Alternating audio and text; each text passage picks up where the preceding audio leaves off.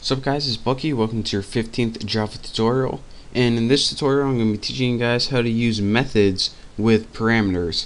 Now in this tutorial we're also going to be building a custom function where we're going to let the user enter their name in an outside class, and it's going to call it in the main class and just say like hello to whatever your name is or something. So if that sounds complicated, then follow along and I promise I'll make it easier. It's probably easier just to see than me to even say, so follow along. So again, we have our main apples class with our main function or method in here, and we have our outside tuna class with the method that we call. So let's go ahead and clear everything out of your public class tuna if you have anything in there, because we're going to be adding a new method. So go ahead and type as I do, public void, and we want our simple message again.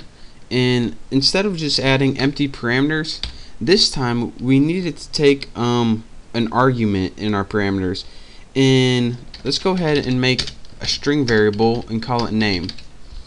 So again, anytime you have something in your parameters is called an argument. An argument or extra parameter data is pretty much any extra information that the method needs in order to work.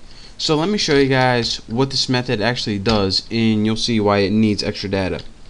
What it does is just system out print line. It just prints on the screen hello, and then it prints the name. So if you don't have a name, it would print hello and nothing. So again, an argument is any extra information that the program needs to run. So again, what this is going to do is print hello and then your name. So before we use it, we need to do a couple stuff to our main function. Of course, to enter our name, we need to import the scanner, or else we have no way of importing data to Java. So go ahead and import java.util.scanner, and this is going to allow us to use a scanner so we can give information to our program. Next, we need to make a scanner object, so let's go ahead, scanner, name it input, new scanner, and I believe that I taught you guys how to do this in the last tutorial, so you should know what I'm doing.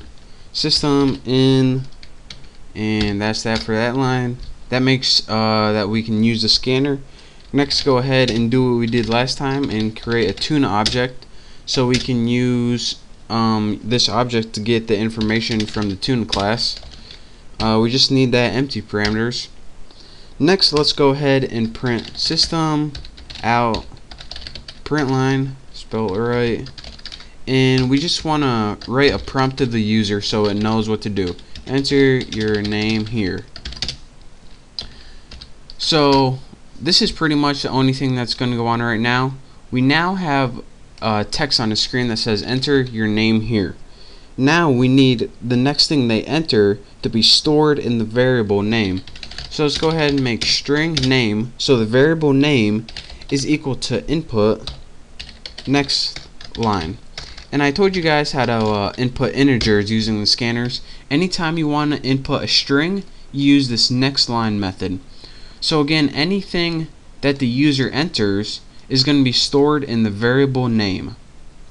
So now what it's going to do is look at name and say hello name. So if you entered Bucky, it's going to say alright, Bucky equals name, so hello Bucky.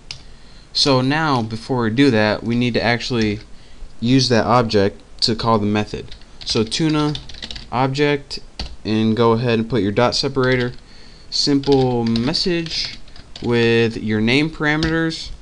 And again, unlike last time where you don't use anything at all, you have to put the argument that it takes in here. And this says again that this isn't just a method that you don't need any extra information for. We're going to give you this extra information for something because we want you to do something with it. So go ahead and let's run this program, and then I'll show you guys what it does later. Enter your name here, Bucky Roberts, and then it says hello Bucky Roberts. And let me talk you guys through this one last time.